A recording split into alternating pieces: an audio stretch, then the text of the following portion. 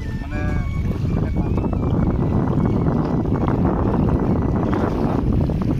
পানীত ধাৰ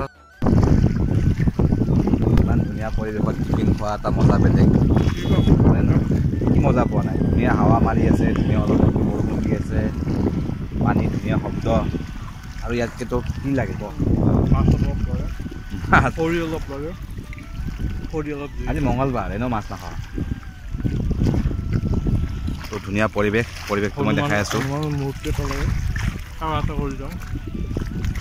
একচুৱেলি আহিছিলোঁ এটা ছাৰ্ভে এটা কৰিব লগা আছিলে মৰিগাঁও ডিষ্ট্ৰিক্টত তো সেইকাৰণে মৰিগাঁও ডিষ্ট্ৰিক্টত আহিলোঁ গুৱাহাটীৰ পৰা আহোঁতে অলপ সময় লাগে ভোক লাগে সেইকাৰণে টিফিনটো খাই ল'লোঁ এতিয়া লাহেকৈ গৈ ছাৰ্ভেটো আৰম্ভ কৰিম বেছিদিনৰ ছাৰ্ভে নহয় 5 দিনৰ ছাৰ্ভে এটা আছিলে এনেকৈ অফিচৰ কামো থাকে অফিচৰ কামৰ মাজেৰে অকণমান টাইম ওলাই ছাৰ্ভেটো কৰি দিলোঁ ইমান ধুনীয়া পৰিৱেশৰ মাজত তোমাক মই টিফিন খোৱালোঁ কিবা ক'বা আৰু হা ইমান ধুনীয়া বৰষুণ দি আছে কিনকিনীয়া তুমি খুৱাইছা বহুত ঘাটিয়া বনাইছা মইতো বনোৱা নাই এইটো তোমাক মই পৰিৱেশৰ মাজত খুৱাইছোঁ এনেকুৱা বিনা মানে পইচা নিদিয়াকৈ ইমান ধুনীয়া পৰিৱেশৰ মাজত তোমাক খুৱাইছোঁ বুলি পইচা পাবা তুমি লোৱা এইটো ৰিয়েল খাই আছোঁ সঁচা বস্তু খাই আছোঁ ৰিয়েল নাৰিকলৰ পানী মায়ঙৰ মতো সেই যাদুকৰী একো নাই মই যিমানত সুধিছোঁ বৰ্তমান খেতি বাতি ধুনীয়া খেতি বাতি অকল মৰাপাতৰ খেতি মায়ঙৰ আজি মায়ং ফুৰিব আহিলোঁ মায়ং যেন লগা নাই আৰু ফুৰিব নহয় কাম এটা আছিলে কামৰ কাৰণে আহিছিলোঁ তো পল্লৱকৰ লগত লৈ আহিলোঁ দুজন অলপ কাৰণ অকলে আহিব ভাল নালাগে তো সেইটো কাৰণে পল্লৱক লৈ আহিলোঁ মই ফ্ৰীতে পাওঁ চবতে কামটো শেষ তো এতিয়া ঘৰলৈ যাওঁ তো এইপিনে ধুনীয়া এটা পৰিৱেশটো পিছফালে আছে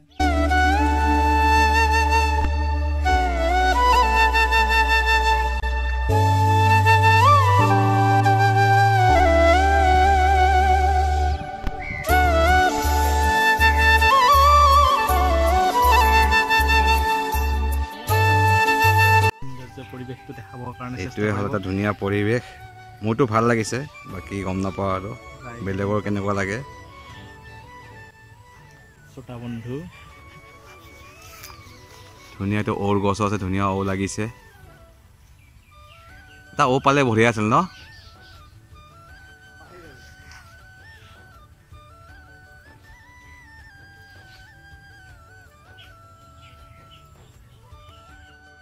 মৰাপাটৰে খেতি চব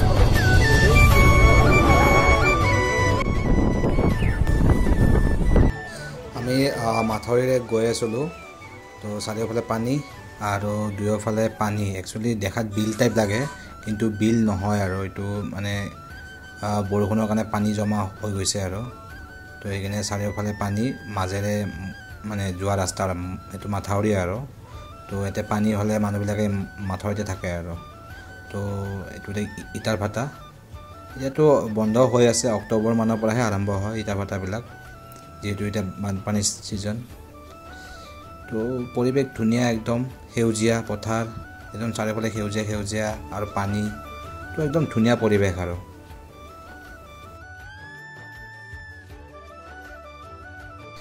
এইখন দেখি প্ৰথমতে মই বিল বুলি ভাবিলোঁ, তাৰপিছত চাৰিওফালে যেতিয়া চালোঁ, চাই মানে নিজে মানে অনুমান লগালোঁ যে এইখন এখন ডাঙৰ পথাৰ হয়। তো এতিয়া বৰষুণ দি আছে কাৰণে পূৰা পানী জমা হয়, একদম বিল টাইপ দেখাত হৈ গৈছে। একচুৱেলি সুবিধাও হৈছে, মাছ চাছবিলাক মানুহে এতিয়া মানে ইয়াৰ পৰাই ধৰি কিনে খায়ো আছে, বিকিও আছে। কিনো কৰিব আৰু, যিহেতু খেতি কৰিব নোৱাৰে, মানে একদম পানী মানে বানপানীৰ সৃষ্টি হৈ গৈছে ন। তো সেইকাৰণে কি কৰিব আৰু, ইয়াতে যিহেতু খেতি নোৱাৰে, মাছে ধৰি খাই আছে আৰু।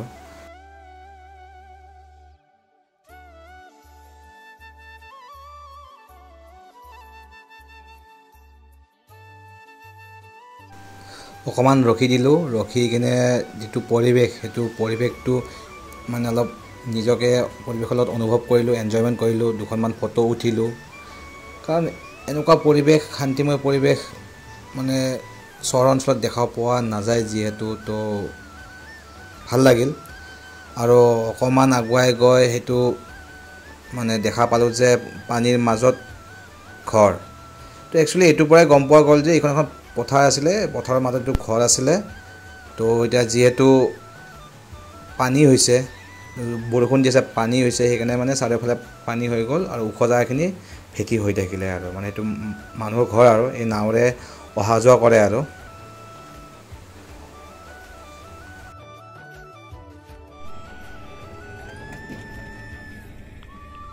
আকাশখনৰ কালাৰ বঢ়িয়া।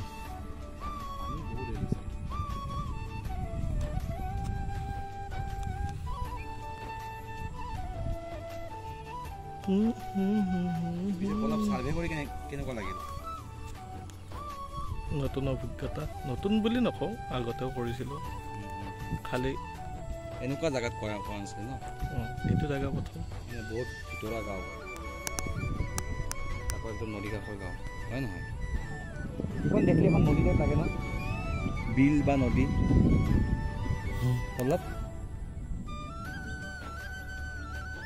ঐ, বিল বা নদী টাইপ লাগে না এইখন দেখা পালে?